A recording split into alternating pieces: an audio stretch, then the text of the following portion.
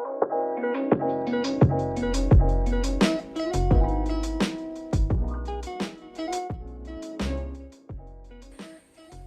Swastiastu. Assalamualaikum warahmatullahi wabarakatuh. Salam sejahtera untuk kita semua. Shalom Namo Buddhaya, salam kebajikan. Kami dari kelompok 1, pada kesempatan kali ini akan membawakan materi mengenai konsep dan ruang lingkup ekonomi oranye. Baik, sebelum kita lanjut ke materinya, izinkan kami untuk memperkenalkan diri terlebih dahulu. Perkenalkan, nama saya M. Kevin Alvarezi Pulungan, NIM akhir 004.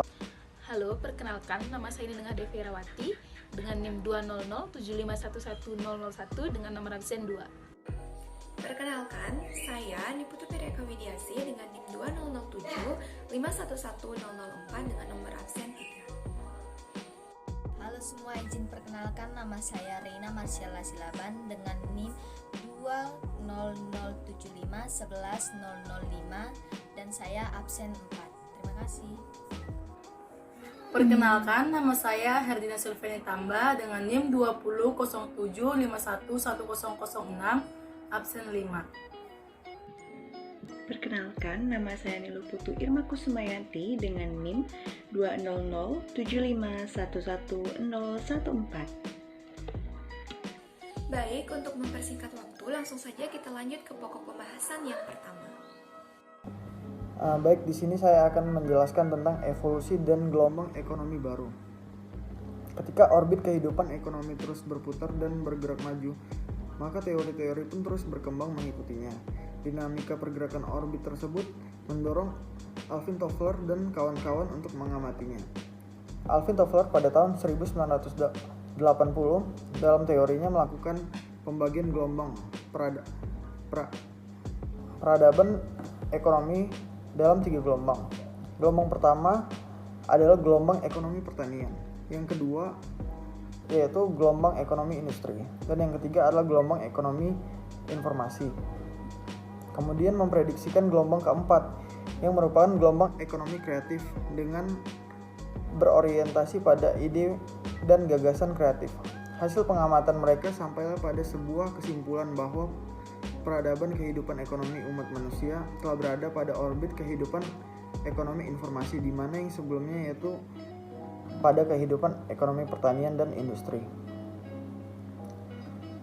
Selanjutnya, ekonomi kreatif merupakan pengembangan konsep berdasarkan aset kreatif yang berpotensi meningkatkan pertumbuhan ekonomi. Secara umum, sejarah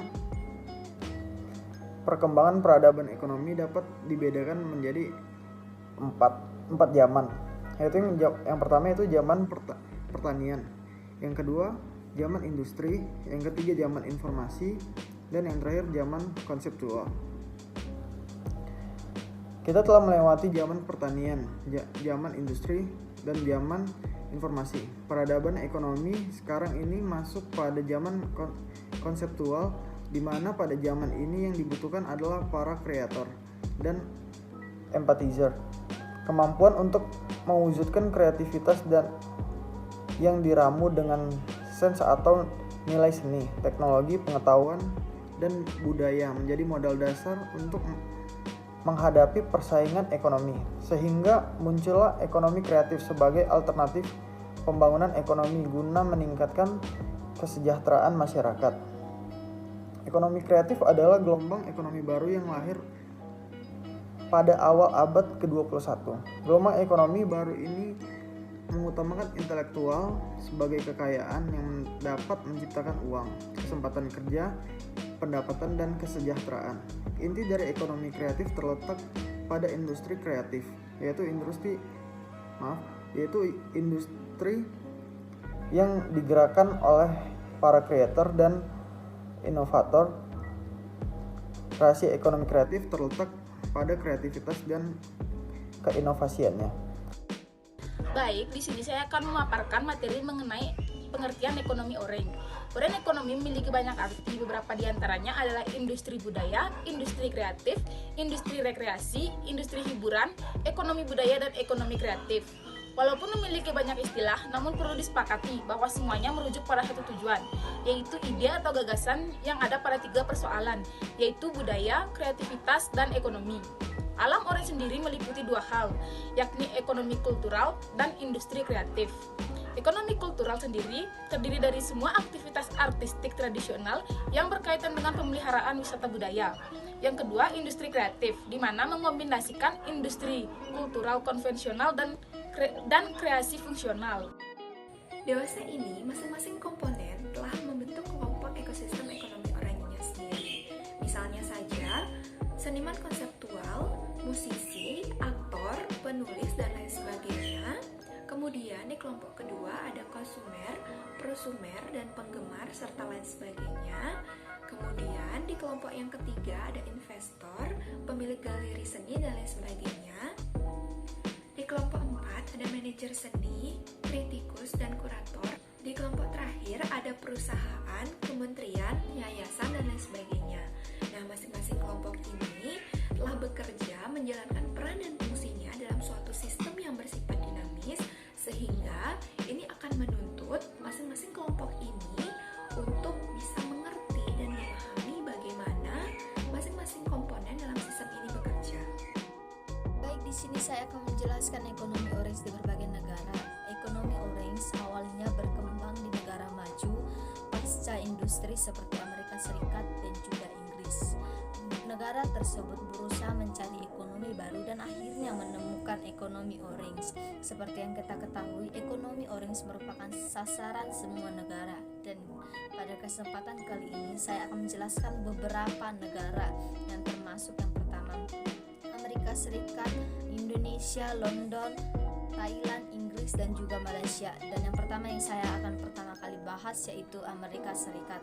Seperti yang kita ketahui, John Hawkins pada tahun 2001 merupakan orang Amerika pertama yang menemukan kehadiran ekonomi kreatif dalam bukunya The Creative Economy: How People Make Money from Ideas. Ada 15 poin penting yang termasuk kategori industri, yaitu periklanan, arsitektur, seni rupa, kerajinan, desain, fashion, film, musik, pertunjukan, penerbitan, riset, peranti lunak, permainan, televisi, dan permainan video. Baik, negara kedua yaitu negara kita, Republik Indonesia. Departemen Perdagangan Republik Indonesia mengadakan studi keberadaan industri kreatif pada tahun 2007. Ekonomi kreatif dikenalkan kepada masyarakat kita semenjak pemerintahan Presiden SBY pada tahun 2004 setelah munculnya ASEAN atau MEA, dan lebih ditingkatkan pada pemerintahan Presiden kita Joko Widodo yang mendapatkan support dari Backcraft.